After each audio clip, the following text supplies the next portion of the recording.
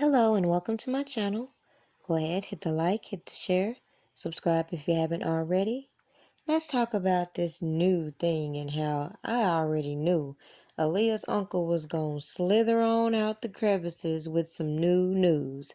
As always, he's willing to sacrifice his niece's legacy for his own agenda, and people are getting a little bit tired of the bullcrap. According to the media, Aaliyah's uncle revives his record label but refuses to let fans stream her music. Is that a surprise? No, considering if you just think about it, every time people start asking the right questions, people get to doing the most trying to divert your attention from the truth. And that is, people like me feel like Aaliyah, like others, were moved out of the picture because they wouldn't go along with the narratives that are being pushed out here. Now, all the hypocrites want to conveniently say protect black women, but we keep subjecting these black women into the same cycle. And it's funny, you have all these people, as I've mentioned before, praising Barry Hankerson and overlooking the things he's done, such as kidnapping his own son, threatening to blow up his ex's car, all these lawsuits that came upon him that would signal that he is the one who should be facing RICO charges himself. Yet instead, he keeps playing this cat and mouse game with Aaliyah's music, having the fans feeling some type of way. As reported, it says, for some reason only to him, he won't release Aaliyah's music, angering fans who want to be able to stream her music. In quote, it says, release Aaliyah's damn music, one person wrote. No, put all her music on Spotify and Apple Music. Tired of him picking and choosing which songs. So this is just a little bit of insight as to the background dealings that complicate these artists' lives. And when people are behind the scenes doing things, and as you can see, Barry Hankerson is not on the same page with her family, we can see how all these media outlets are running wild with these rumors and allegations. Others put, we don't care nothing about this man unless he releasing Aaliyah's music.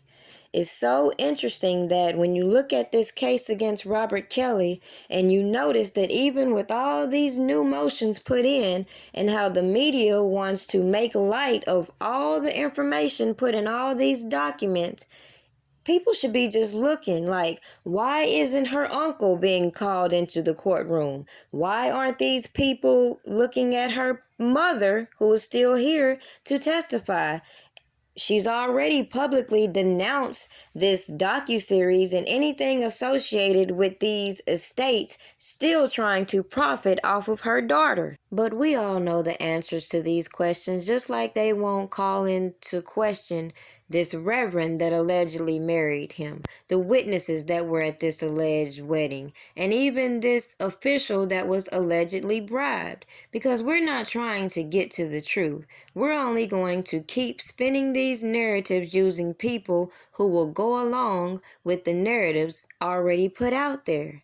The problem is, they tend to forget. A lot of us remember what's already been put out there, even when it comes to Aaliyah and her untimely passing. Are you surprised that old Barry Hankerson is re-innovating his old label at this particular time? Are you surprised that he's still holding Aaliyah's music hostage, even though some people have put the narrative out that R. Kelly signed these rights over to Aaliyah's mother? And it's kind of strange if that's the case, why we keep having these issues with Barry Hankerson. But I digress. Make sure you go check out my community tab. I've pinned my tab on Aaliyah so you can catch up on everything I have uncovered about Aaliyah in my research. So you can see for yourself that everything the media is saying is not necessarily true.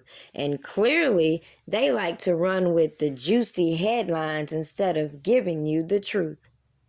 Make sure you like this video, share it, subscribe, drop your comments below. Have a good day.